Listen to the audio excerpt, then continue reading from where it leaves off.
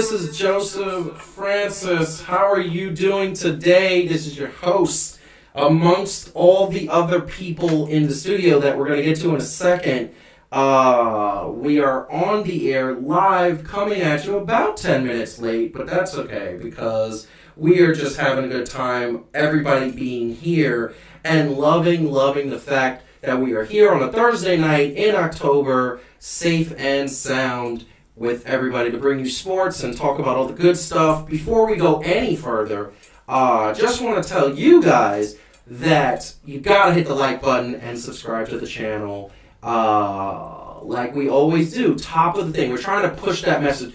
Amazing thing happened in the last 24 hours. We've gotten such an influx of subscribers. We got about 20 new subscribers. So anybody watching that is a new subscriber, or anybody watching that's a new person watching for the first time, hello, and thank you for joining us. We promise to try to make it unbelievably happy and good and a good time for you.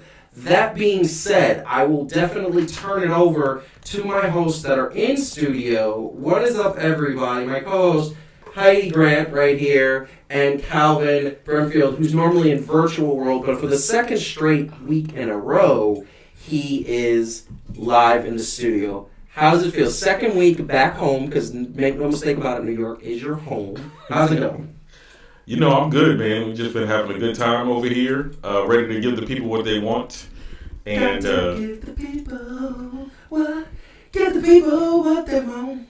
And, you know, I told them that I would do this, so, you know. You sing better than me. Go ahead, take it away. I want it that way. That's all y'all getting for now. Wow. I just want to say that is coming from the 90s right there. It is amazing. It is amazing. I love it. But Heidi, how are you doing? I'm good. Adam has started out by complaining. There's a little echo, but I think it's just because we have 7 million microphones in the studio right now, people, and this is a little bit hard to do. And Adam's having a drink, that's why. That's what it is. It's all in your mind, Adam. It's all in your mind. There's no echo, man. It's just you. I mean, I will say that we have a lot of sound going on here, and there's a lot of things going on, but we are not going to let that go. And if there is an echo, we promise we will fix it live in the air. And what's up to everybody watching that I'll share the names there. So this is what everybody has been talking about. We are in the throes and thickets of MLB playoffs, and we talked about it last week. We're in the throes and thickets of the NBA finals and the WNBA finals. Those are some of the topics that we are going to touch on today. But also, there's a little bit of football that we got to talk about. So we're going to talk about football, and we're going to talk about a division in particular, the NFC East, and how horrible it is. And boy, is it horrible. But that being said, it's been a week of sports that has been amazing, and I think we've gotten some interesting, unique situations going on here.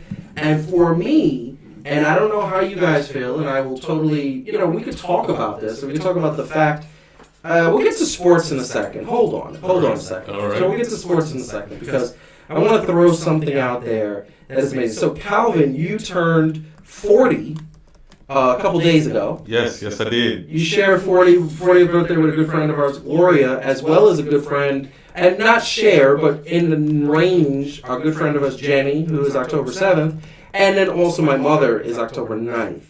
So I just want to know. I don't think she turned 40, though. She didn't turn 40. Okay, I'm just making sure. No, she did not. That would be very weird. So the question is, how does it feel to be 40? Your first, couple days of 40? You know what? I'm pretty good, actually. I'm a lot better than a certain person was when we were playing golf the other day, but, I'm going to leave that alone. That was bad. You know what I mean, Jumbo? You know what I mean, baby? Listen, I know what you're talking about, and he knows what you're talking about, okay? But hey, y'all should have been there. It was amazing. To be the old guy in the group, I definitely... You were the old guy, because our friend Adam is going to be 40 in November, and I'm going to be 40 in December. So, yeah. Y'all look terrible. Just saying. My check engine when I turn 40, it's going to be totally different. Yes, exactly. Yes. Exactly. I appreciate that. And you got I'm here for you. Hold on, you got an interesting shirt. Stand up and show the people, because I like this shirt. Here we go. Yeah, so what did you say? Straight out of my 30s, baby. There you go. Yeah, I like that. yeah. A little bit of fashion on the show with some Adidas. I tried. I got the All Rise Judge, shirt and Clippers. Look, it doesn't have to make sense. We're It's hard for me. You guys don't understand. I can't wear any baseball anything when I wear this hat. No. And I needed to wear this hat. Yeah. So my options were limited, and we're not going to talk about wrestling, so I couldn't wear a wrestling shirt. That's true. And somebody needs to buy me more clothes. So we're all repping things that quite possibly are coming to an end. Yeah, kind of. Straight out of your 30s, and then Clippers. The Clippers as we know them. No, the Clippers. Yeah, the Clippers they're already changed. They don't have Doc Rivers anymore. And then Yankees are. We're going to keep a score on that. A couple of innings away from disappointing me. A couple of innings, and we called it last week. I said Yankees have problems with younger teams, but we're going to get to that in a second.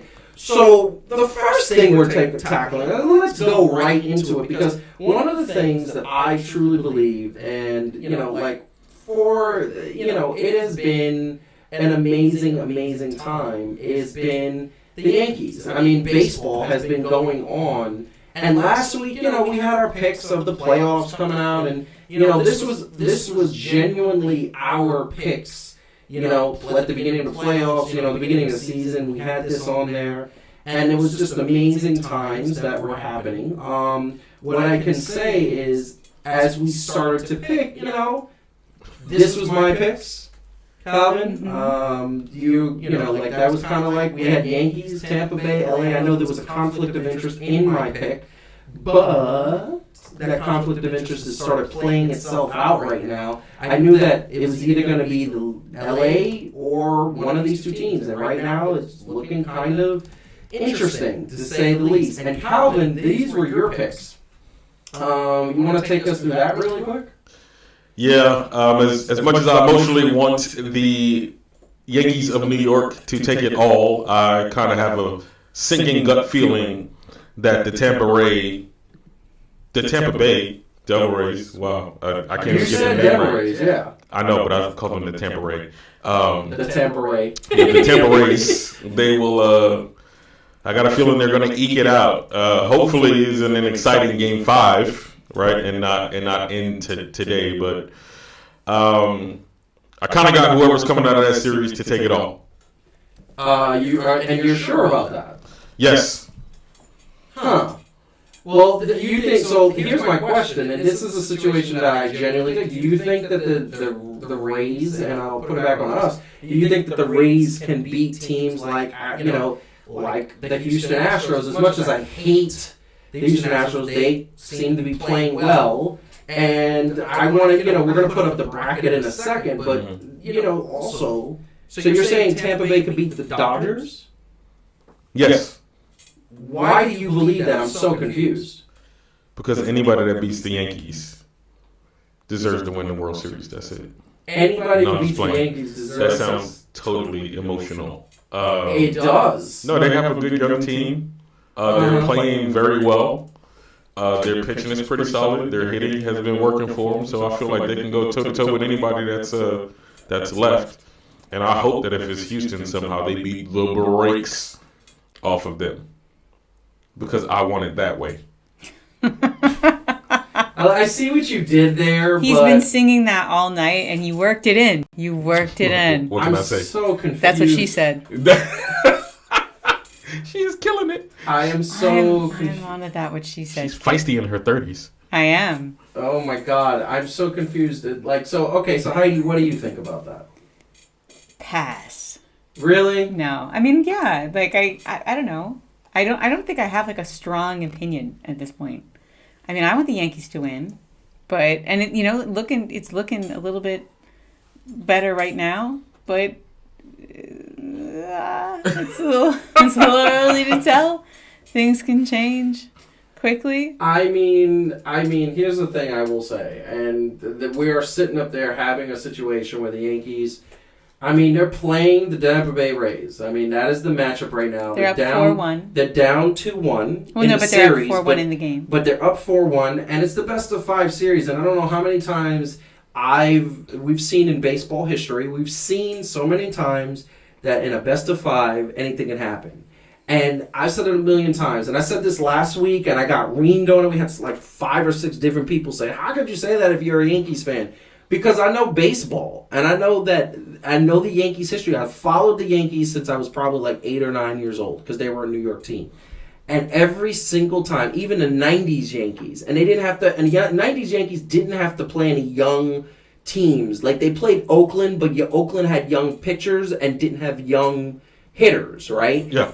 And what happened was every time the Yankees get with a young team, they struggle. And most times when you see a baseball team, and we're talking about baseball, when they're playing a young team, what it is that when you play young teams, young baseball teams means that there's a lot of AAA players, a lot of first-year players, a lot of players that you haven't seen, and there's not a lot of tape.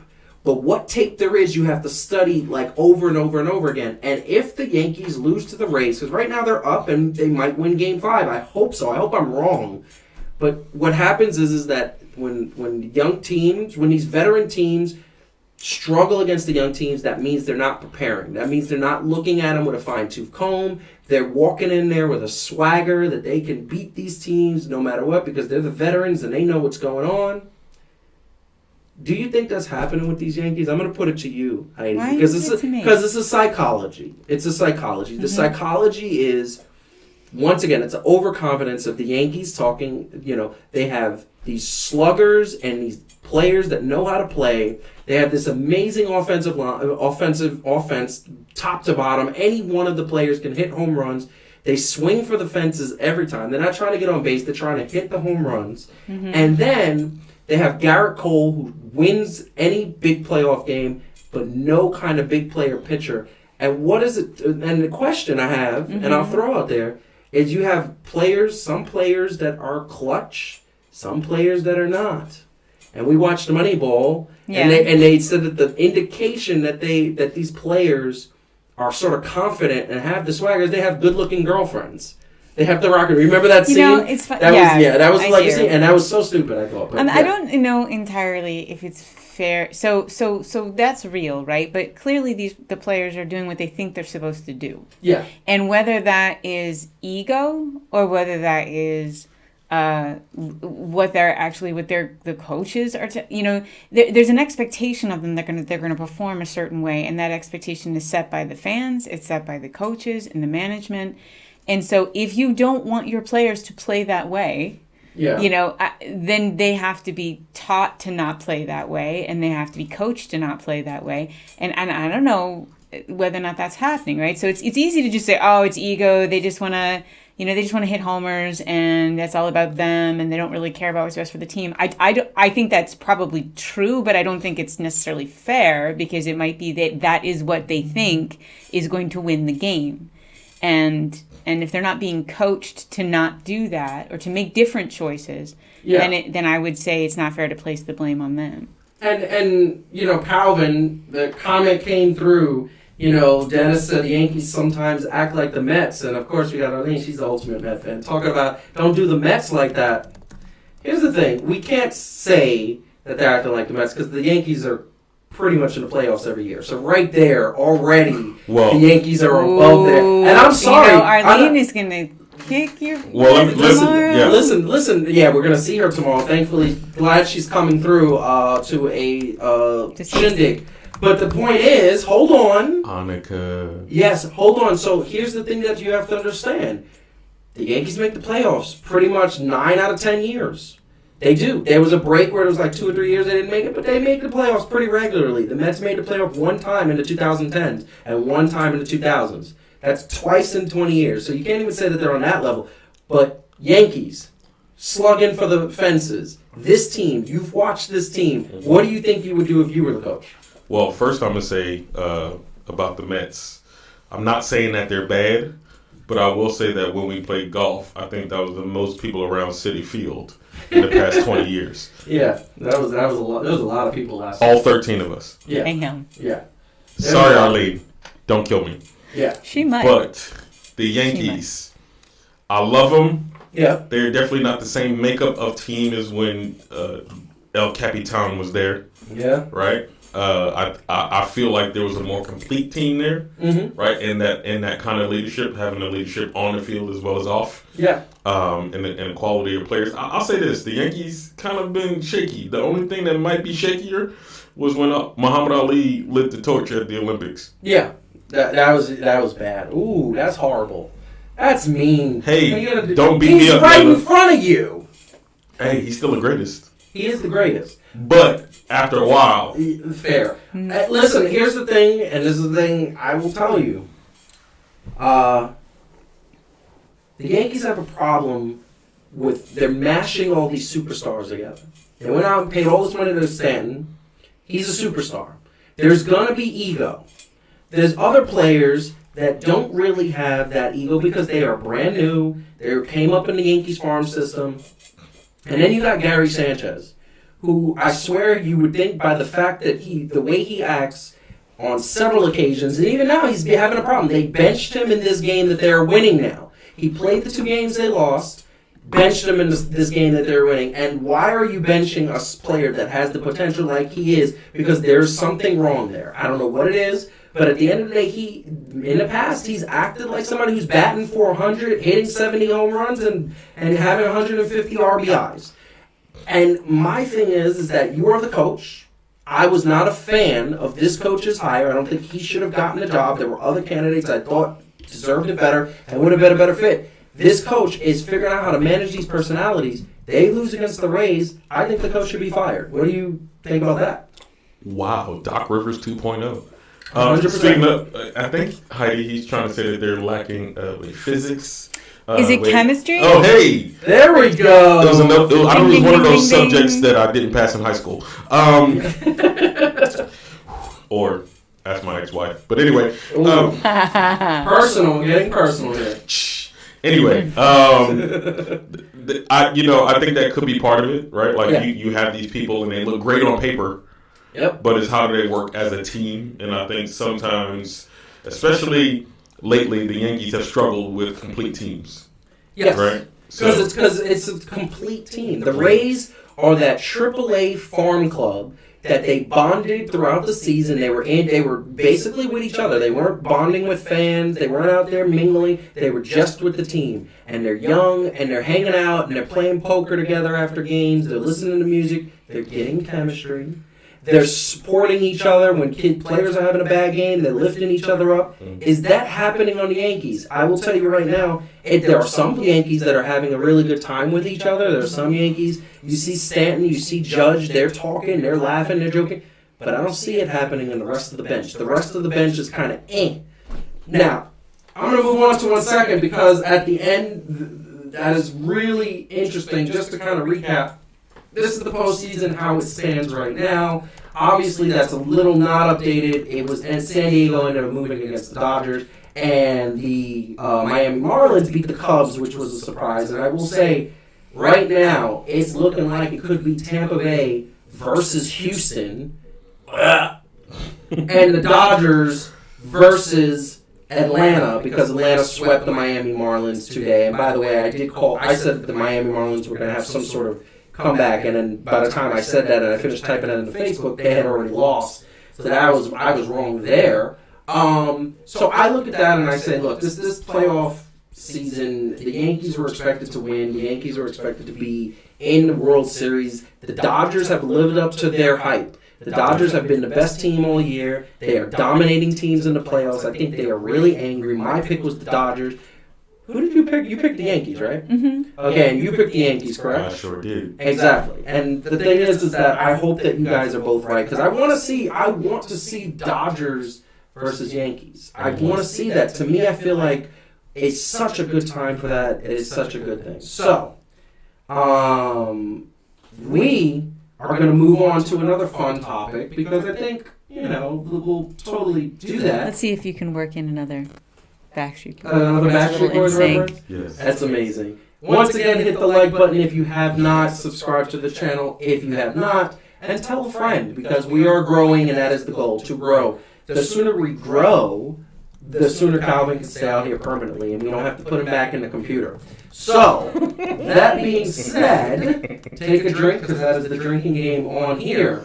we are looking at, going forward. There was another NBA final. There was a finals going on. And I know the WNBA doesn't get a lot of credit, but the WNBA, I watched a couple of games. I saw a couple of, in the bubble. It's exciting basketball. The problem with me is that I cannot watch them regularly, but it is an exciting product. I think I got to push through that with some time.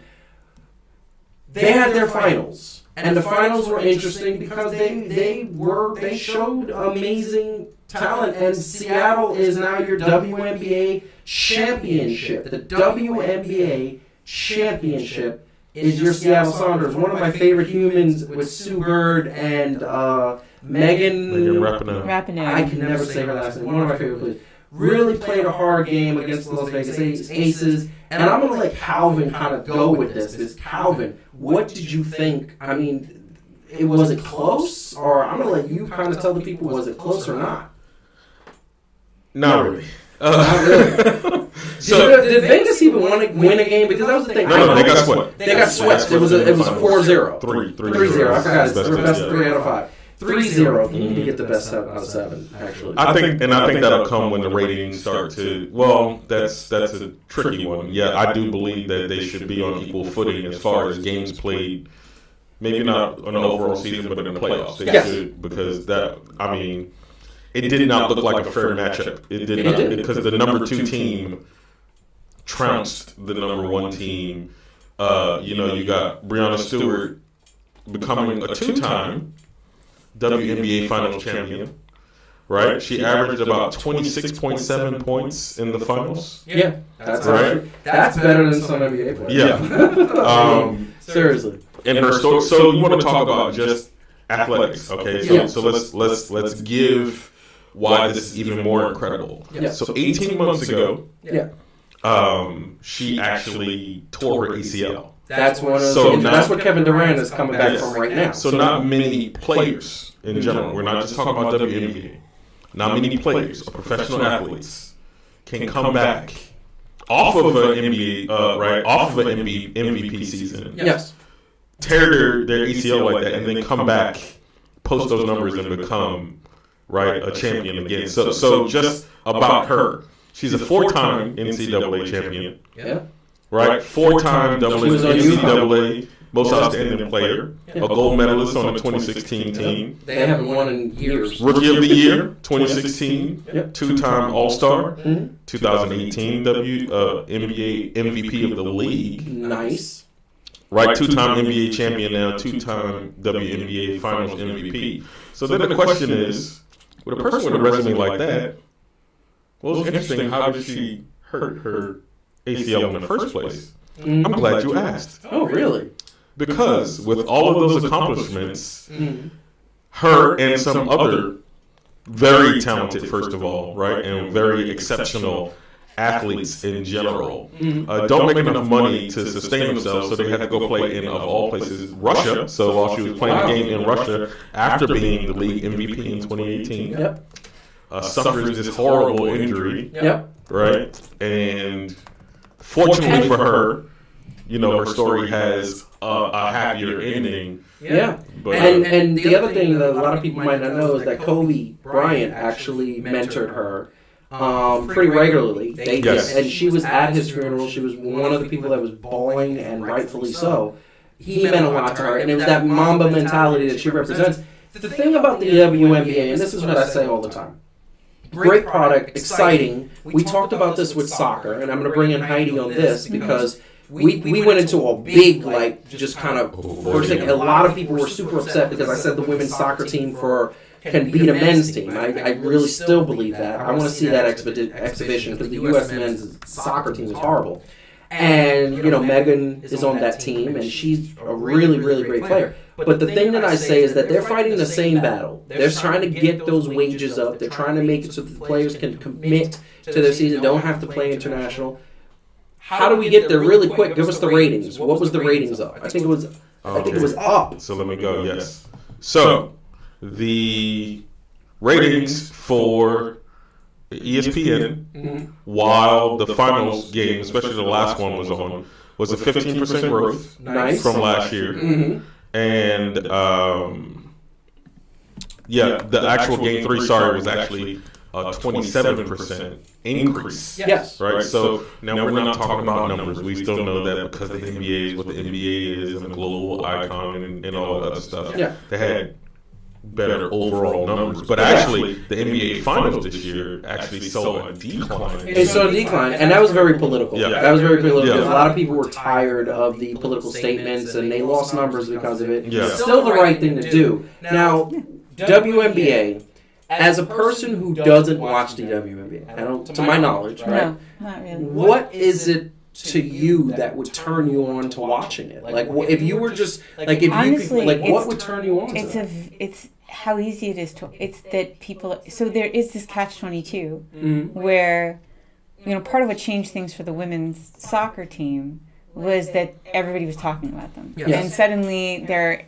So you come across their games, like you start, they're promoting it on TV. So there's this chicken and the egg problem with women's sports in traditionally male environments, which is, okay, well, the way you get people to watch is you talk about it and you hype it up and you give them really good time slots, Yes. right? But nobody wants to give them that until people are clamoring to watch them, but people are not going to clamor to watch them until that's true. So it is It's a this, catch-22. until you have something like the Olympics or like the World Cup, right, where the U.S. team dominated, so that suddenly everybody was talking about them, and that created that energy. And I think that's the issue with the WNBA. Like, there hasn't been that thing that got everybody going, oh, I got to check out the WNBA, even though that's true. By the way, just crazy, the fun fact, and I'm not going to get into a whole thing about this. Yeah. The minimum salary in the NBA with 0 years of experience is $900,000 a year. Yes.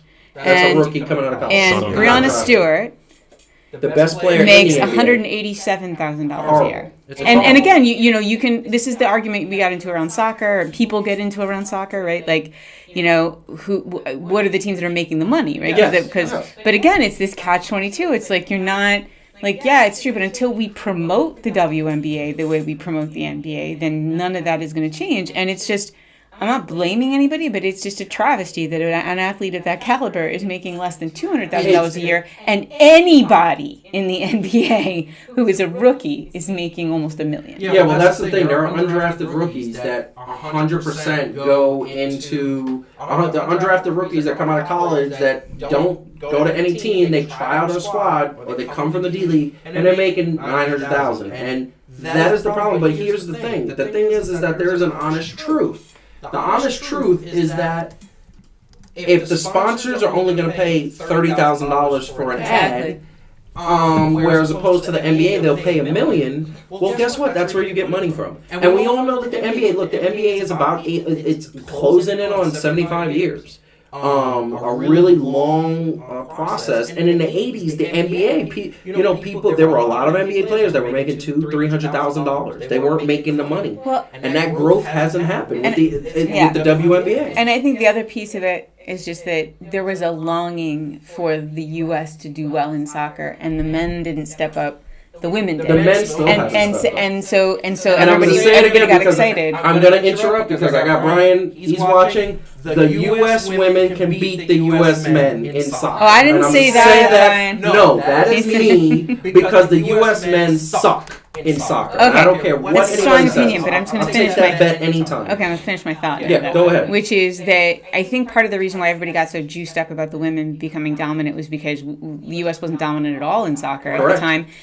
We don't have, this is another obstacle, though, for the WNBA. We are already dominant in basketball, right? Like, we Yeah. already have the world's best players. The NBA is already, so again, it's even harder, I would argue, for the WNBA to get to where the U.S. women's soccer is. Yes. Because it's like, our basketball itch is being scratched by the men, Yeah. right? So that's, I think, it's a big part of the problem. And it is a big part of the problem. And the question I have, and feel free to chime in on that, but the question I have is, Heidi, would you be more inclined to watch the WNBA? And this is a minute detail. Would you be more inclined to watch the WNBA if they were able to dunk on a regular basis? I don't think so. I mean, again, like, just me personally, I don't think I care about that. I think I want to know the personalities. I think I want to have them play prime time, like when I can watch. Yeah. Like that's the other thing. Like I want to have them play when I can watch. I want people to tell me about who these people are, and then you get excited and you get invested, right? Like that's how we all got invested in basketball. So Very much. Calvin, Yeah. take it away. Well, and basketball is a universal sport, right? So only when you get into the pros here recently, anyway. Excuse me 1 second. Just a regular talk, people. Did you just Yes, I correct me? did. Yes, I did. Very violently. No, but I think one of the things that women's sports in general have been talking about is the equity piece. yeah. I think they fully understand at this point that they're not creating the same amount of revenue. And Yes. there's other things that could be done with that. But when you look at the profit share that the NBA has versus the WNBA or the men's soccer team versus the women's soccer team, I think that's where they start to talk about, right? Like they understand at least it's like one battle at a time, right? Pay us the same amount of money, not dollar signs, but pay us the same amount of money profit share wise, like the men are getting, right? Like so the men get a bigger percentage of what's being drawn in. The women aren't even getting not only not as much, Yeah. but they're not even getting an equal share of what's being brought in of the revenue. So there's that equality piece with that. Now for me, I'm a hooper, I'm a baller. Been doing it on the streets, especially like growing up. Like there are girls who can ball. Yes. You know what I mean? I've seen Like it's not I've like lost to one, actually. it's not like football or hockey, and I'm not saying that girls can't do that, but what I'm saying is those are more of a physical nature. So at a certain point, right, you think about the protection and all the other. Basketball, by comparison, is definitely not as physical, as those sports. So you don't have to worry about. Unfortunately, you saw her tear her ACL, but men have also. But you don't have to worry about that competitive part or something, where being a woman could possibly be a hindrance. So I think it boils down to until we all start to see that women are viable basketball players, right? Yes. Not just good for being a woman. Yeah. Then you'll start to see that. And I just also want to say, like, Kobe tried to champion that, right? Like he was the dad of so many girls. His girls took an interest in it. Yep. He took an interest in Brianna. Look, she was killing the game, okay? Yeah. You talk about Sue Bird, Rebecca Lobo, Lisa Leslie, Cheryl Miller even back in the day. I mean, you got so many people. Yep. Yeah, you got Doris Burke, who's a great NBA analyst, but the only reason she didn't do anything was because they didn't have the league when she was around. Yes. So for those of y'all who don't know, Doris Burke, look her up. She's a great sideline reporter and analyst. She is one of the first of all time. Now, I'm going to tell you, and then we're going to move on, is that for me, I think what kind of takes me away from watching WNBA games, because I think the personalities are there. I think Breanna Stewart is one of those personalities. There's so many, Brittany Griner, the Phoenix, I'm horrible, man. Mercury. Phoenix Mercury. No, yeah, I was about to say Mercury, Phoenix Suns. I'm thinking NBA. The Phoenix Mercury had a squad this year, and they just didn't go high as fast as it. For me, I always said I like dunks, and I like to see flashy dunks, and I like to see. And you can't do that because they're playing a 10-foot rim. I said maybe it's time for them to come down from 10 to like 9.75. That extra 2 inches might make a difference to make it a little bit more exciting. They got 3-pointers down. They got passing down. They got dribbling down. They got kind of those flashy sort of layups or whatever. They got those down, but only like maybe 2 or 3 people in the league can dunk. And the dunk is like the home run in baseball.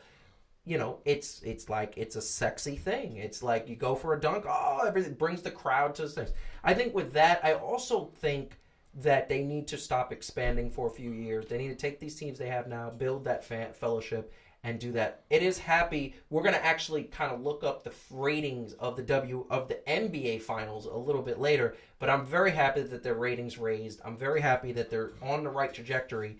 I'm very happy they weren't touched by the political stuff because it's really sad that the NBA's ratings are lowered. One thing is, do you know who else is turning 40 next week? Who? Sue Bird. Are you serious? Yeah. I'm older than Sue Bird. You are. Just a hair. I think she could whoop your ass though. I mean, just a little bit. Pretty sure. You know what? Yeah. You know what, Sue Bird? Anybody scared? I'm just playing, man. Yeah, exactly. You better respect.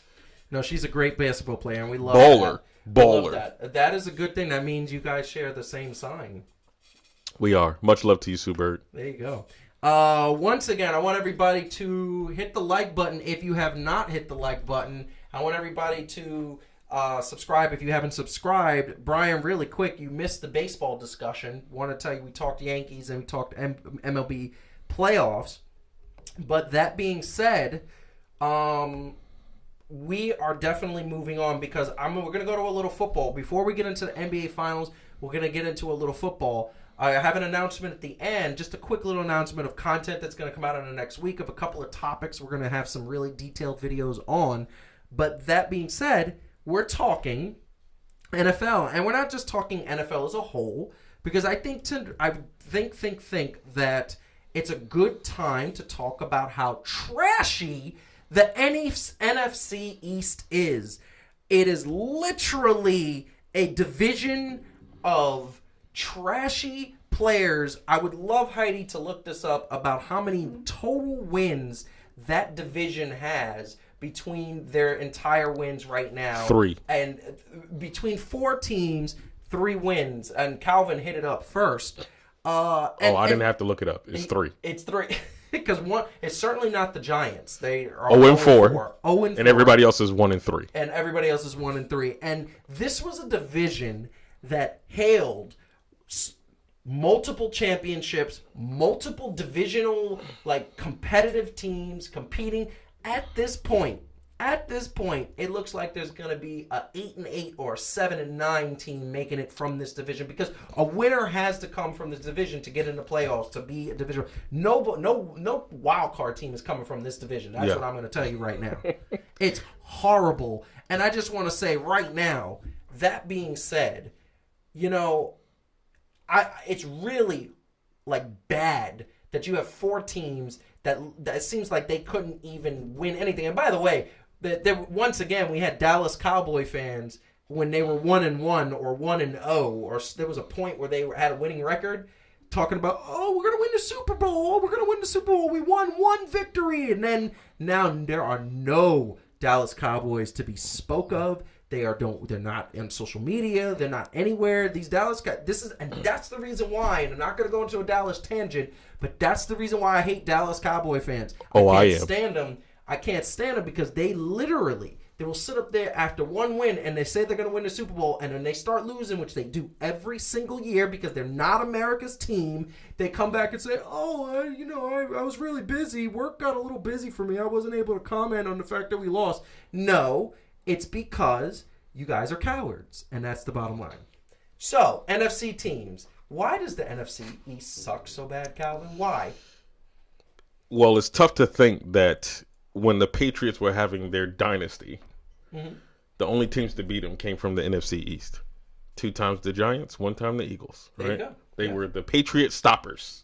Yep. Now, the division is aptly called the NFC least. Okay. NFC least. There you go. The NFC least. The only thing the Giants can do is go to karaoke and sing, "Show me the meaning of being lonely." Yeah, that was a stretch. That was a stretch. You strained that one. You forced that one. Well, first of all, and anybody not knowing, just joining in, is because he's singing Backstreet Boys lyrics half the show. When it comes to the Giants, everything is a strain. Okay, right now. Do you blame the Giants though? They lost Saquon Barkley. They did lose the best, supposedly the best running back in the league. Do you blame them? Yes, I always blame them. We're New York fans. We automatically blame our team. You were shaking your head no. Do you blame them? I'm too busy blaming the Eagles. You were going to get to your Eagles doubting. Like, the bar is so low here.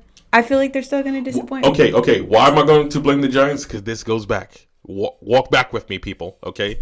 The last good season that Eli Manning had was... that would have been the year that before he won the Super Bowl, right? Yes. Yes, because the year he won the Super Bowl, he wasn't good. And it was not a great season. So emotionally, we wanted to keep Eli because He was the Tom Brady killer. I'm going to stop you right there. No. Because Eli, even though he was never like an Aaron Rodgers or a Tom Brady, he was never that upper echelon. He was a good game manager, and he was a decent quarterback. Every year, I remember coming into the league, coming into the season, and I said, Eli, who are you going to replace him with? Who's available that you can replace him with? And I don't remember ever until the last like 2 or 3 years there being somebody who would be better with replacing him. And he was pretty trash, but like everybody got the starting quarterbacks. I'd have took Tim Tebow. I'd have took Mark Sanchez. Crazy. Jesus would have liked you to take Tim Tebow. He would appreciate. You know who I would have took those last 3 years? Colin Kaepernick. I would have took him in a second over Eli. Okay, just want to say Brian says that they're going to go 0-16. Because they have no O-line. I believe that. Yeah, they're going to go 0-16 and say, "Oh, we're trying to get a first round pick." That's what they're trying to get the first. No, they're not trying anything at all. Yeah, well, like the Giants. The Giants are horrible. Unlike in basketball, when you have the worst record, you actually get the first pick. They give you the first pick because I actually don't. Well, yeah, you're right. Right, we got Saquon Barkley, but when you have no O line, and then he gets hurt, and then poor Daniel Jones. Daniel Jones ain't making it out of the year. They're gonna realize that if he's left out there with this offensive line, they're gonna get murdered. What were you gonna say, Heidi? This is a little off topic, but Calvin, I don't know if you noticed, but we accidentally color coded our Funko Pops. I didn't do that on purpose. I don't have a Funko Pop. Yes, he did. Mine. That was an accident. Yes, he did. He works for Vince McMahon. No, he works for Vince McMahon. I did that on purpose because I always give him the greatest. The Ali, he is the greatest to me. Calvin is the greatest to me, and I give her Becky Lynch because that's a Becky. She loves Becky. Because I'm the man. She's the man, exactly. Right. I always had the Jordan slam dunking, but about a month ago, it fell off the table and it was on a little stand and it just broke. So that we have to get a replacement for that. I am trying actually to get the greatest of all players of all sports in Funko Pop land. So, did you hear that, Dennis? Calling out for Funko Pops. Calling out for Funko Pops. I need the greatest player of every sport in a Funko Pop. That's what I need. That's what we're trying to do, and we're gonna call it the Hall of Funko. Can we get a Doc Gooden one up here just because? Only if we have. And Darryl Strawberry. Only if you have one where he's snorting a line. That's the only time. Who, him or Darryl Strawberry? Both. Okay. Both. Can they have a Mets and a Yankees uniform on at the same time? Yes, that way we'll split them in half. Because it seems like that's what they do. Because they literally flip-flop. They didn't. Yeah. In the late 80s, you didn't know which team. They were on every team. Speaking of people doing lines. They didn't know Lawrence which Taylor. Lawrence Taylor and Phil Simms, we need you back. Okay, not Phil Simms is never on drugs, but Lawrence Taylor, we need you back. Okay, Michael Strahan, stop doing TV, buddy. Come on, we need you. Who else? It's bad. Who else? Earth, Wind, and Fire. Come on, come back, baby. We need you. Anybody. But I'm gonna turn it over to Heidi because now we're talking Eagles. So you got literally the Eagles who, and just to put this in perspective, they are 2 years removed from winning the Super Bowl. They have one of the best quarterbacks, Carson Wentz, who was supposed to be amazing. Do you think there's a curse? I want to say, explain the psychology of the curse. Supposed to be amazing. Supposed to be amazing. There we have it. You know, my dad used to say stuff I can't say on this show because it had a lot of curse words in it every time. Yes. My dad, I was just telling Calvin this story, like on Sundays, my dad would watch. He got annoyed, so he used to curse the entire time. Because when you're any kind of Phillies fan, you're yelling the whole time because you're yelling at your team and the other team. You have to yell the entire time and curse everybody out. And then he got annoyed because I don't know, around like the 80s, at some point, they went from having like a little bit of announcers talking to like announcers constantly talking the entire time. Yeah. And he got so annoyed with it that he turned the sound off. So so on like weekends, at Sundays, I'd walk past the room and there would be silent except for my dad screaming. Like it was the only sound. So that's, that's just bitter. Like Brian. If you ever watch sports with Brian, he literally curses at the TV the entire time. You'd fit in my house, Brian. I mean, we throw bottles at our own players, in our stadium. We have we are used to disappointment. We don't get our hopes up. It's true. It's Phil, but you won a Super Bowl 2 years ago. Yeah, I know. Do you remember the collective experience? You watched that with me. I did. What did I do when we won? Did I jump up and down? I went. Oh God, we didn't blow it. Oh my God, it was just relief. She was stoic till the whole time, like the last 10 seconds. But it was still, it was never joy. But the redeeming thing from that was Carson Wentz played a great. Oh wait. No, it was Nick Foles. And it's always white. And they got rid of him. And then they got rid of him. No, but and we talked about this offline. They got rid of him because Nick Foles wanted to be a starter. And he won you the Super Bowl against Tom Brady. You make him the starter. I'm sorry. I know y'all done paid Carson Wentz all his money. Who has a better winning record this year? I mean, Chicago. But you can't. No. But here's the thing. No. Stop. Chicago has a top. The correct answer was everyone. No, everyone else. Yes, that is true. That was the answer we were looking for, no, Alec. But here's the thing. Schnurr! Woo! But this is the thing that I'm going to say. I'm going to tell you right now. Okay? Chicago has a top 3 defense. Chicago, with Nick Foles as their quarterback, should be in the Super Bowl. Because Nick Foles knows how to win games. And he actually knows how to play position. He's gotten better with age. They have a defense that can shut down any offense in the league without a problem. They are beasts. Okay? And if Nick Foles wins the Super Bowl at Chicago, I think that the Philadelphia head coach should be fired. That's 2 coaches on the air that I'm saying get fired. I'm in a fired mood. I think that we should fire the whole NFC least.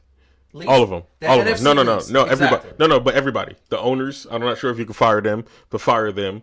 Poor Washington. They lost their name, identity, players. I'm going to handle Washington. Because I handled the Cowboys. I'm going to handle Washington. Here's the bottom line. I'm sure Dan Snyder said, if we change the name and we are good people, God will reward us because he's on that Christian stuff. And I don't mind the Christian stuff. He's on the Christian stuff. That was social pressure. That was social pressure. But he's on the Christian stuff based on if I do something for you, God should bless me with his blessings. That's what Dan Snyder's on. And he said, I'm going to change the name to the Washington football team, which has no creativity whatsoever. And this team is horrible. This team is garbage. This team is the worst team I've seen in the league. They might be worse than the Miami Dolphins from last year. And that is the NFC least. It is horrible. Wait. One rebuttal. If I can channel my inner Stephen A. Smith. You're wrong, and here's why. Wow. Jerry Jones. That's his name, right? Yes. Yeah. Whatever. Yes. Yeah, Jim Jones is the guy that killed a whole bunch of people with the Kool-Aid. Jerry Jones is the other guy. You know what happens? Exactly. I just want to tell our audience what happens when you turn 40. I've been drinking. Okay. He forgets things. He called me Heidi earlier. Here's the deal.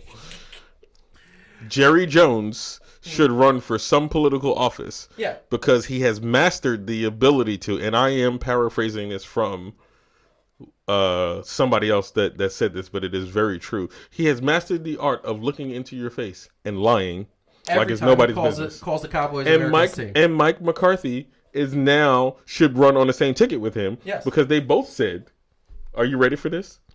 That the Cowboys defense is almost there. And if he meant almost in the trash, then he was right. They have the worst. But here's the deal. And then this is how you got them delusional fans out there in Cowboy land that want to say we win in the Super Bowl. Y'all couldn't even win the toilet bowl, okay? First of all, speaking of not winning the toilet bowl, guess who beat the Cowboys last week?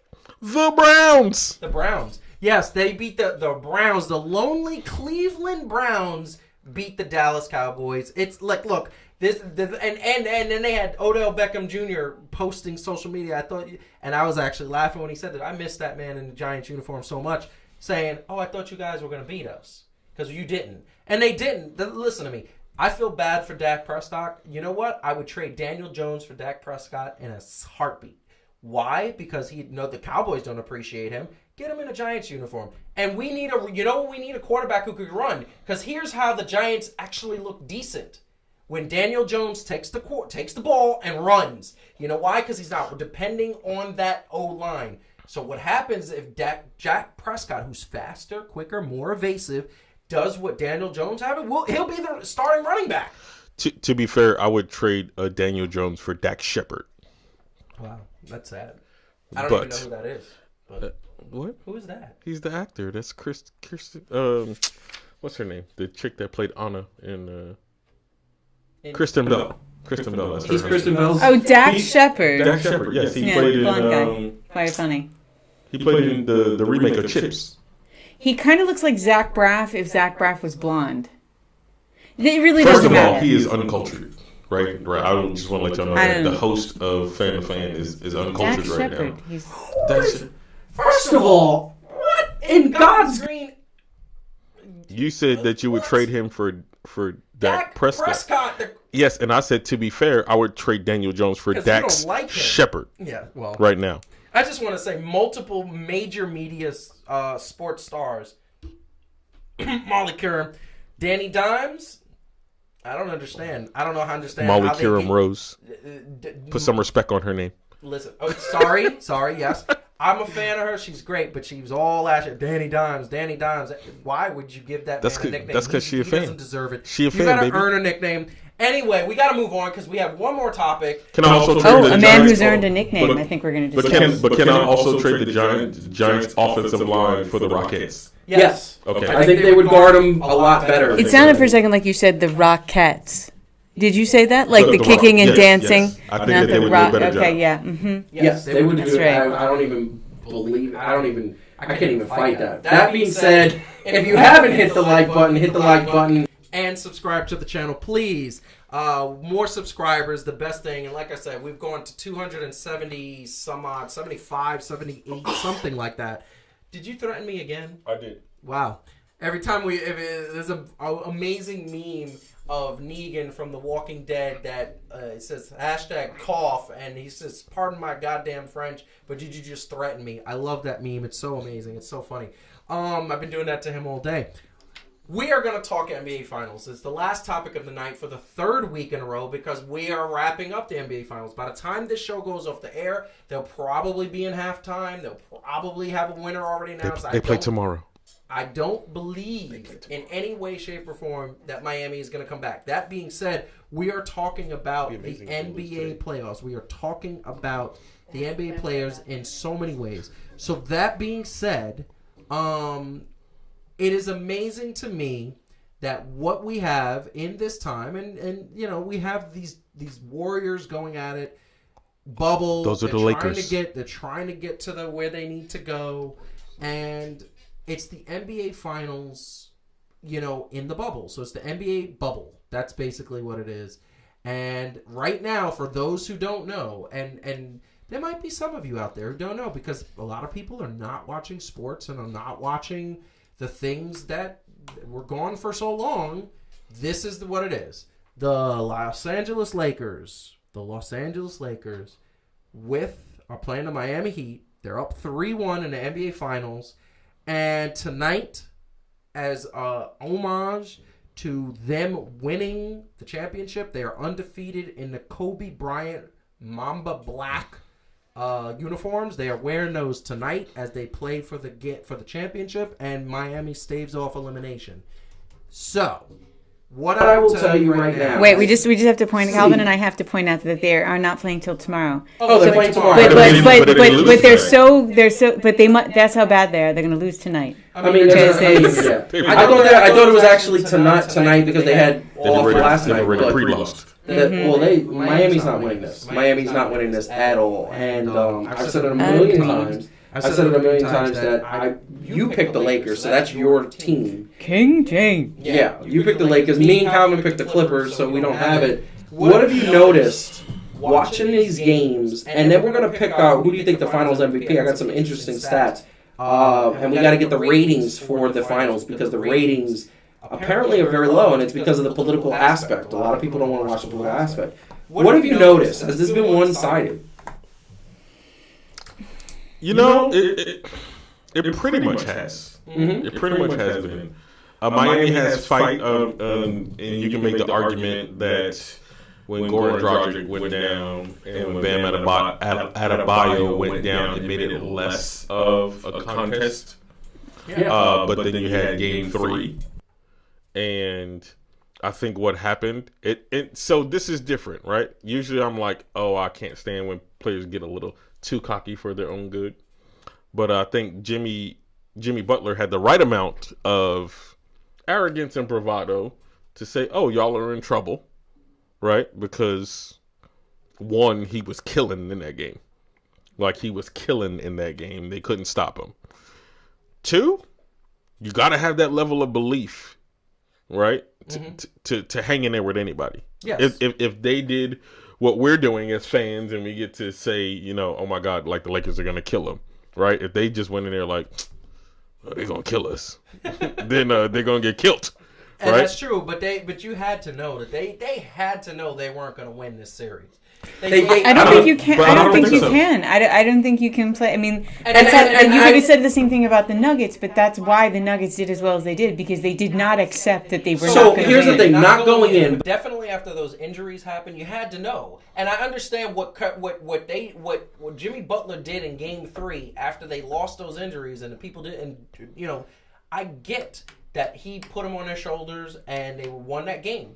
Here's the bottom line, though: you knew that the Lakers were going to make adjustments. You knew that LeBron was going to say enough is enough. I'm not going 7 games.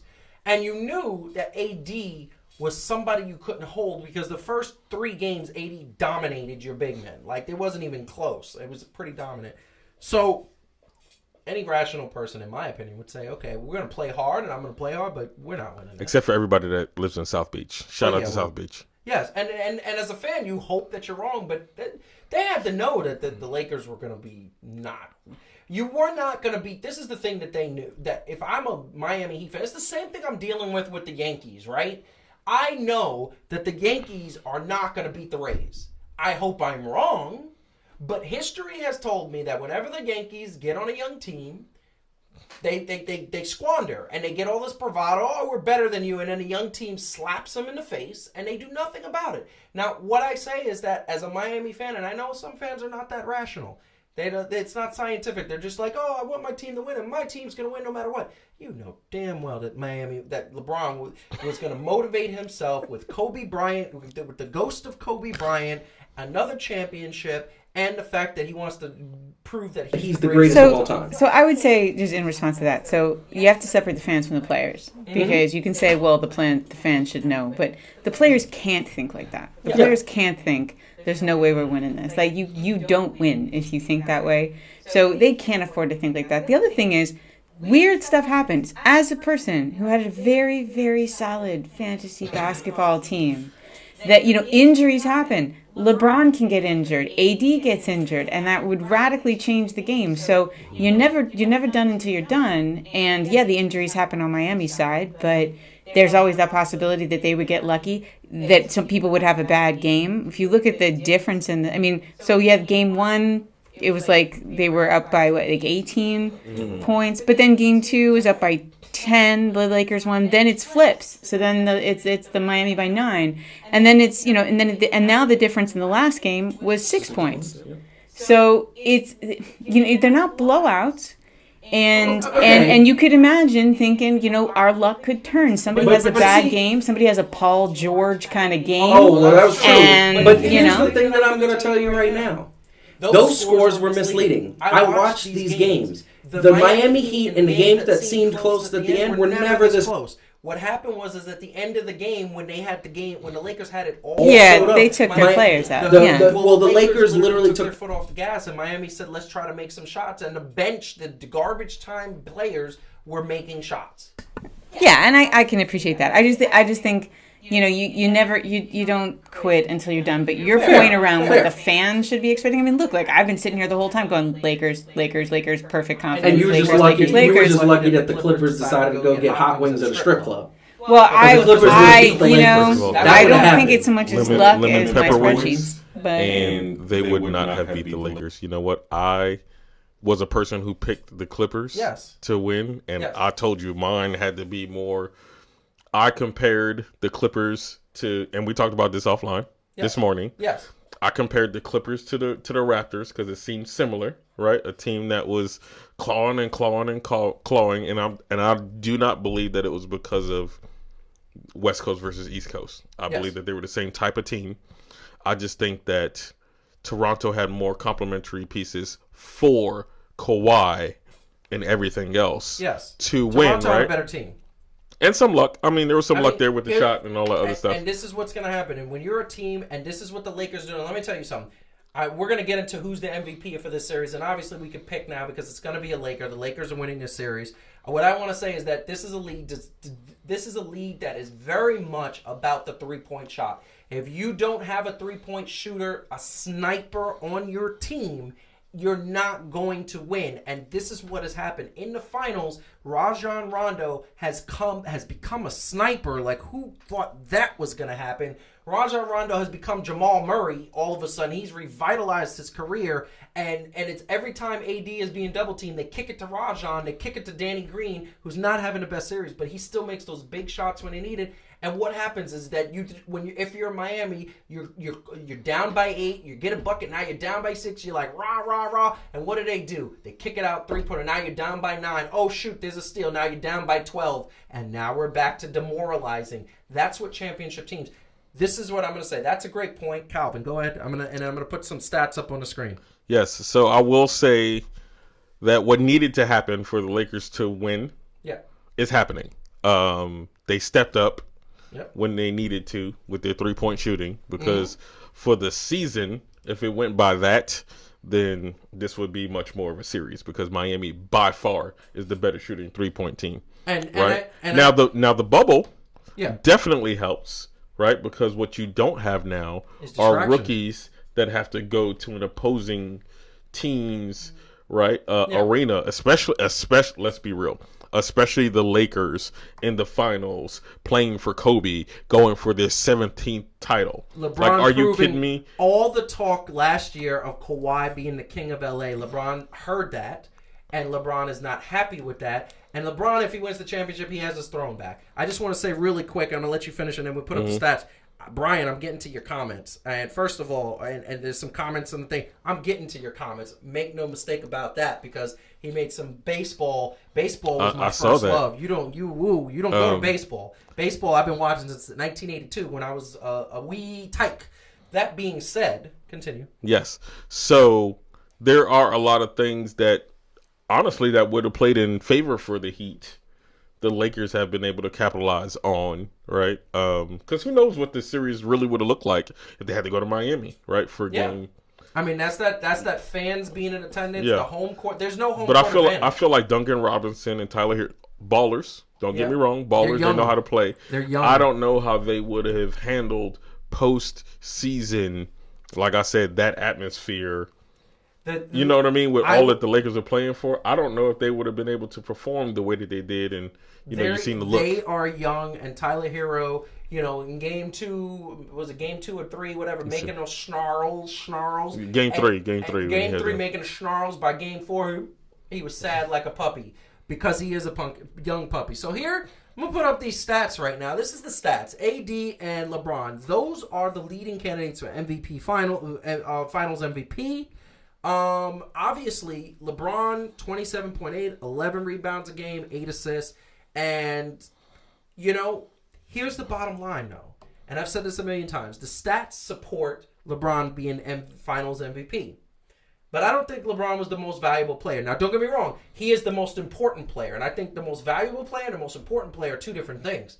The most valuable player right now has been either Anthony Davis, who Miami's big men cannot stop. They have no answer for him.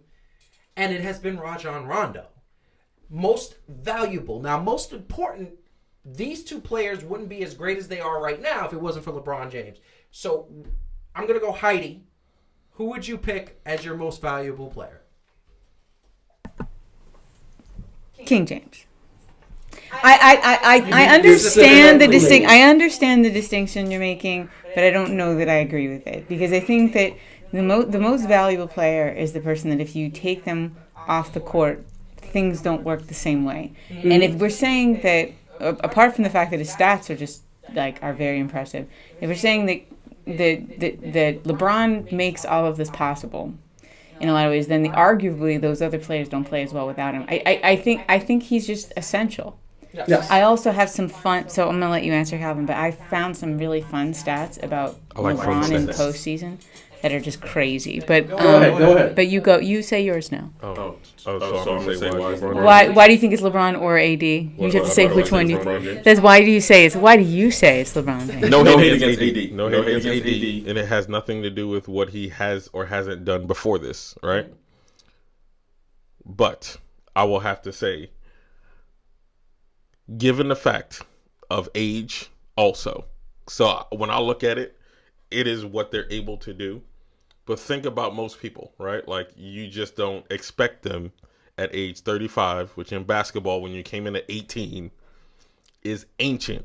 Yes. In basketball, he should be having a wheelchair, a fancy one, though, because, He crowns and all with that a crown. And a nurse, like a really hot nurse. I'll take the nurse though. Mm-hmm. Okay, right, but honestly, like, you wouldn't expect him to be leading the. Even if he led the team, you would expect everybody else to be underperforming. Like, you have a guy that like AD balling out of control, and LeBron is out producing him. While, and a lot of those is with assists, right? So he's trying to get AD in there, right? Like, he's actively looking for AD to take over, be a beast, and yet he's still averaging almost a triple double, which he has done almost all of his postseason career. Yes. Right. But see, those are stats. And this is what I'm going to say. I'm going to venture something out. I get what you're saying. The stats are there. Both of you have a great point. The stats are there. He's leading in stats. But this is what's happening. Most valuable, and what you said is true, Heidi. When you get off the court, that person's taken off the court. We had a stat earlier, Calvin. I think you told me when LeBron is on the court, he is plus or minus. I think you said he is +2. So for Game 4, his plus minus was actually a -2. Yes, and it was a -2 because he was trying to force the action. You know who was the star of Game 4? Anthony Davis. Anthony Davis cannot be stopped defensively. What is causing havoc for the Miami Heat is because either they're going to kick it into the post, where Anthony Davis is going to eat these big boys alive. Barbecue chicken alert. Barbecue chicken alert. He is going to lick his fingers, and that is what is going to go on. And then what happens? They double team this man. He kicks it out to Rajon Rondo, and Rajon Rondo hits that big shot. There have been many, many plays where LeBron is not part of it, and LeBron is essentially a very, very fancy, amazing decoy. Now, do I think that they're going to give AD his respect? No. It's going to LeBron. It's going to go to LeBron. They're going to pick the MVP, and it's going to be LeBron. Calvin is making faces. A fancy decoy. Extremely amazing I want to use decoy. many curse words to describe what a Okay, decoy. so now and I got Brian agreeing with. So now if I have to bring in, and it's not to hate, and he's going to disagree with me when I talk baseball in a second. No, right, and it's not to hate on AD, but to be fair, before he came to the Lakers, he saw a lot of couch time. He did see a lot of couch time. Now, he was with Rondo before. Yes, he was. They have chemistry. Yeah, both being on the couch. On the couch. Y'all should drink. That's for couch chemistry. Also. That's a very special kind of chemistry. You gain a lot of chemistry on the couch. Yes. We were all in high school. But okay, so I don't want to take away from your stats, Heidi, but I know one of the stats that I heard that was pretty amazing is teams that take a lead into the fourth quarter. Yes. In the playoffs and the finals. Yes. Or for a season. Yes. Right? The top 4 teams, LeBron has 2 of those teams, one being the Lakers this year, are 50-0. And then he had the Cavaliers, I think it was 2016. The 16 Cavaliers that won the championship also. They were 56-1, which means LeBron-led teams that have the lead in the fourth quarter are 106-1. That's called clutch. That's called 106. Okay, here we go. Please. So these are fun stats, right? And this I think a lot of these speak to what you were saying, Calvin, before about the guy's been playing for as long as he's been playing, and he's just a beast. He's still just a beast. So and these don't necessarily speak to why he should be MVP this year, but I think it's just interesting. So he's played 259 playoff games, right? So he tied Derek Fisher for the most of all time when he played Game 5 this year, right? So now we place one more. When he plays in Game 5, he will be tied. So if they actually went to 6, he would then be ahead. But whatever, think about it. That's crazy because he plays all the time, right? How many playoff games he's missed? 0. Since 2006, he has never, because of injury or anything, missed a playoff game. ever, ever, ever. Playoff minutes played, 10,728. The next highest player is Kevin Durant at 5,598, right? Like he's in a whole other universe. Playoff points scored, 7,423. The next highest player has basically half as many. That's KD with a little over 4,000. So, and obviously a lot of these things are related, right? Because the more you play, the more you get to do.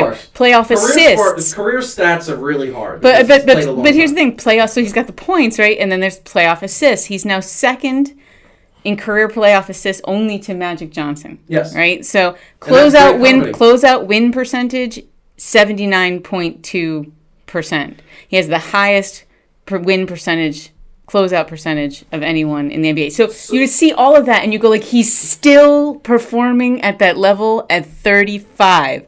Like that is, and it speaks to how he is on how he runs the floor. I mean, he's just, I mean, come on, man. And don't get me wrong, and we got to admit that, we got to say he's a great husband, a great father. Yeah, that's all nice. He's a great leader in the community. King James. He's amazing. He's King James. He's quite funny, man. If you've seen Trainwreck, that's hilarious. He's very funny, too. Yeah, he was actually a good actor. So he's to me, winning. So to me, also, he gets the nod because arguably he is making AD that much better. Because he definitely could have been selfish with it. He could have had the Mike and Kobe mentality, and by all means, y'all know I am not.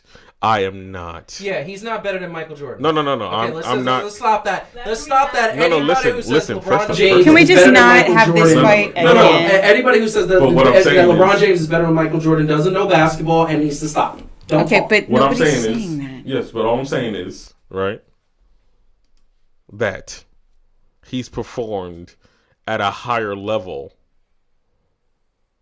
with what he's had than even some of the greats have. And so, I'm not making the GOAT conversation. I get it. I'm just making the appreciate what he's doing for so long. This is what I'm going to say. We're going to actually do an extra point, a fan-to-fan extra point. And the fan-to-fan extra point is going to be who are the best basketball players of all time. That is one that we got coming up. We got another one that we're going to announce. We're going to announce that. This might be the first time me and Joseph actually get into a fist fight. Yeah, basically, because that could be it. But I want to tell you, and this is what I say: LeBron James is going to win this MVP, and I don't think it's. I think it's like, don't get me wrong. I'm not saying it's not deserved. I just think that AD is the more valuable player at this particular time because of the troubles that Miami is having. That being said, LeBron James is going to win this MVP because they're going to have the sentimental reason. So I just want to circle back. It reminds me a little bit about how Pascal Siakam was the best player for 5 minutes. No. Pascal Siakam was the best player in last year's finals on so many levels. Plus or minus was very important. Kawhi was the best player throughout the playoffs. He took that team to the playoffs, but by the time they got to the finals, Pascal Siakam played a better 7-game series. That was it. And I'm going to say it again. Excuse me. What? Did you forget the minutes that KD was in and Pascal Siakam was getting torched? I know, but hold on. Torched. That was 7 minutes, and then he hurt his Achilles heel. So at the end of the day, excuse me. At the end of the day, excuse me, sir. Torched. He cooked him for a quick 11. He basically. Sorry, Pascal, but he did. Hands down, and it's because KD is one of the greatest players of all time. This is what I'm saying. I'm gonna come back into it, and I'm gonna put on my camera, and I want you guys to understand this. So I'm just gonna go to Brian for 1 second, and I'm gonna talk just directly to you. He made a comment to say that the Yankees going to baseball are young too. Some of their players are young, but they have veterans on their team. Tanaka, pitchers that are older. Garrett Cole is in a spring chicken. He's not old, but he's not. And there's a lot of their, hitters are young. But when you play for the Yankees, and Gary Sanchez isn't exactly a spring chicken either, this Tampa Bay Rays team is very young. So what's happening right now is this Yankee team thinks that they got the swagger, and I know that they're winning right now. And like I said, I'm so grateful. The last couple of eliminations was against teams that the average age was younger. The Tampa Bay Rays have an average age on the team that is younger. And every time the Yankees play younger teams, They cannot produce because they start feeling themselves a little bit too much. They don't prepare the way they should because they think they got this on lock. That has been a constant going back to the 90s Yankees. It's the Yankee bravado that they believe, oh, well, if this young team's coming in, they're going to be scared of us. And I guarantee you there's I can't say for sure. Like, I'm not in their heads. However, why is it, ask yourself this, why is it every year that they play a young team in the playoffs, they have a problem beating a team or they lose? That's all I'm saying. Now, that's what I'm going to say. The average age, and once again, I'm going to say, continue, because the average age of the Yankees is more than the Tampa Bay Rays. That is the bottom line. That's what I'm saying. This is fun. So, can I please address my dear friend Arlene? Yes, go ahead, please. Arlene, sweetie, I love you. First off, Dax Shepard is the man.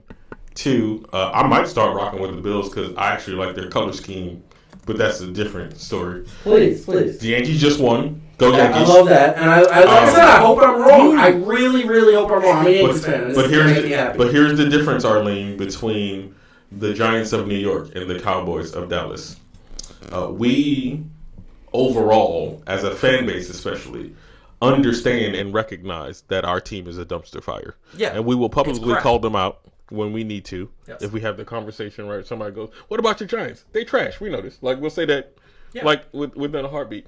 The delusional, mentally delusional. Just, there has to be some scientific reason as to why those Dallas fans are brainwashed the way that they. I think it's because they got used to the lying so much by the standard by which you would qualify. They're not America's team. I mean, look, okay. I know that, yes, we all agree with that. It's also a little bit cultural. So we're New Yorkers. We don't like anything, right? And we don't like the things we like the most. We don't like them, right? Sure. So it is like a part of being a New Yorker to look at your own team and go, you bum. You know, it's just how we are. Bums. You know, and we're not the people who are jumping up and down about how patriotic we are. We're not about, we are, but we don't jump up and down about it. Like, we're a critical, like, part of the country. Dallas is filled with a very different kind of person, you know, and they're more like about loyalty and like, you get, you know, like you just stand behind your team, like you stand behind your man and you stand behind your whatever, your cow, I don't know, whatever else they have there. But like the point is, like, it is culturally New York and culturally Philly and culturally Boston to think like all the stuff we love is garbage and talk about it all the time. And how nobody else is better than us, but honestly, we're not better either. That's just us. So I think like the Dallas fan is a product of the Dallas culture, and we are a product of ours. But do you remember the song they had? And yes, it's a country song. And yes, I know it, but it says all my Queen exes, of my double wide trailer. No, it says all my exes live in Texas. So if that's the case, then collectively, well, that would be great if that were true. We know why they. Are the way that they are. Mm-hmm. I will say. By the way, "Queen of My Double Right Trailer" is an actual song. I didn't make that up. That's a real song. Kind of crazy. Mm-hmm. That anybody make a song like that. This is, you know, like, I'm gonna say this. I'm glad that the Yankees won. I hope I'm there. Cowboy fans are delusional. I don't understand why they think they're America's team and they think that they're owed everything. You guys won 3 Super Bowls in a row in the 90s. I was 13, 14, and 15. At the end of the day, nobody remembers that because the Giants won one in 2012 and 2007. Nobody remembers that either. At the end of the day, it's what have you done for me lately? And the Giants have done nothing. The Redskins have done nothing. Not the Redskins. The Washington football team. Look, the Philadelphia Eagles fans won a Super Bowl 2 years ago, and they're literally like, what have you done for me lately? Well, no, we don't say that because we don't expect anyone to do anything for us. It's real just like, it was a fluke. It's going to go back to disappointing us again. Really quick, and I want to just mention this, and we got to go because we're way over. Go Bills. The one that I will say is that the Rangers, New York Rangers, we haven't spoken about hockey once this entire show. Hey, they got the number 1 pick. They got the number 1 pick. Apparently, a dude who coming out of, I believe, Eastern Europe, which produces some really beasts on the hockey ice rink. They got the number 1 pick. They were already decent. They almost made the playoffs. They made the playoffs and got swept in the first round. So they're a playoff team with the first pick, and they got the first pick. And now, guess what? Why not have some good times? They didn't make the finals not that long ago. Made the finals not that long ago. They had injuries this year. So It's amazing that that's going to happen. I will Really say, quickly, funny thing I once heard said about a hockey player who Yeah. had his nose broken a bunch of times, that he said his nose was so flat he could bite a wall. You got to think about that. It's not an ew. It's hilarious. Think about something biting. Okay, whatever. Anyway, keep going. Just throwing some humor. Really quick, high school fan, high school, and this is from Brian. Yeah, facts. Facts in Texas high school football teams have more fans than the New York College combined. I couldn't even get my parents to come watch me play sports. It's true. It's true. It's because a lot of the towns in Texas is such a big state. A lot of the towns, all they have is high school football, and they support their teams. They are loyal. I will say that. The one thing I will say about Cowboy fans is that they are loyal. That being said, great show, guys. I want to say, Calvin, please say goodbye to the people because we got to get going. It's already 10:30. Like, wow. Calvin, what are you going to say to the people? So here's the wonderful thing. I'm saying goodbye this week, but I will be back next week. Third week in a row. What? Oh, yeah. So, love you guys. I'll see some of you, or at least one of you, or a couple of you tomorrow. Couple. Right? And we will have fun. I wish we had video of Joe playing whatever he was playing while me and Adam were playing golf. Can you please explain that to them right before we go? Because there's a lot of people that missed it. So it was me and Joe and Jumbo Rock playing what was it, putt and play? Pitch and play. Pitch and play. Flushing Pitch and Meadow play, Park. Yeah, right? pitch and play. Which is where we saw more fans than we usually do during the regular season for the Mets. Anyway. And we were having a good time, but while me and Adam came as human beings, my man Joe over here came as Thor. And so now understand, none of them went further than 80 yards, but you couldn't tell. None of the actual courses went further than 80 yards. You couldn't tell my man Thor Gehrig over here that he wasn't swinging a baseball or whatever the case may be. At one point, I swear I wish we got this on camera. Adam goes, "All right, you're doing good. Just give it a little kiss." And then he proceeds to swing with all of his might. And I'm not sure if y'all know he's 6'3", 6'4". He's a solid dude. So it went as far as he went into Hulk smash mode. We never found the ball. The ball just got lost, and it took a flashlight because it was late. And we looking for the ball, and we literally. It probably landed over by LaGuardia. I'm pretty sure there were some planes down by the time. It was a bright neon. I loved that ball. It was a bright neon green ball that was so cool looking, and we never found it. And I could have sworn I just gently tapped it, and it went. And I just took off. I was like, I don't know my own strength. It's like Thor asking somebody to hold his hammer. It was amazing. It was fun. It was if you guys amazing. haven't played Pitch and Play, it is an amazing thing. Adam, aka Jumper Rock, introduced us. It's a fun way to play golf, $20. And it was only $20, and that's and that is really cool. So Heidi, what do you want to say to the fans as we bid them adieu? I mean, I thought the bite a wall thing was funny. I hope some of you did too. I just think that's a funny way to describe a person. Like, their nose is so flat they can bite a wall. It's good stuff. Everybody, thanks for tuning in as always. We're excited to be here, and thanks for all the people that tuned in. And we'll see you next week. See you next week. And I got a couple of announcements, just really quick. So once again, we're going to have an extra point that is going to be coming at you. The first topic of the extra point is top NBA players of all time. We got to have that debate while Calvin is in studio because we feel like that's going to be something. 2, we're going to have a second extra point for all you wrestling fans out there. We're going to talk about something that happened this week, and that is Ali becoming the leader of Retribution, the group, and them going from Mustafa Ali to Ali, and now when he's like the terrorist group organization, he's back to Mustafa Ali. Some really crappy things going on there. So we are going to have 2 extra points for people out there. For those who don't know, extra points are things that are different content that we put on that is one topic, about 10 to 15 minutes, where we just kind of talk about it in depth and go into more detail. Hence, extra point. So, that being said, we love you guys. It's been fun to be here. I am your host, saying goodbye for Calvin, saying goodbye for Heidi. I am Joseph Francis. Follow us on social media at Fan to Fan Show on Instagram, Facebook, and Twitter, the tweet. And make sure you subscribe to the channel. Make sure you like the videos. We definitely need your growth. We are growing. Once again, the growth is happening. 261 last night. We're at 277 tonight, which is amazing. Make sure you have a good night. Be safe. We'll talk to you soon.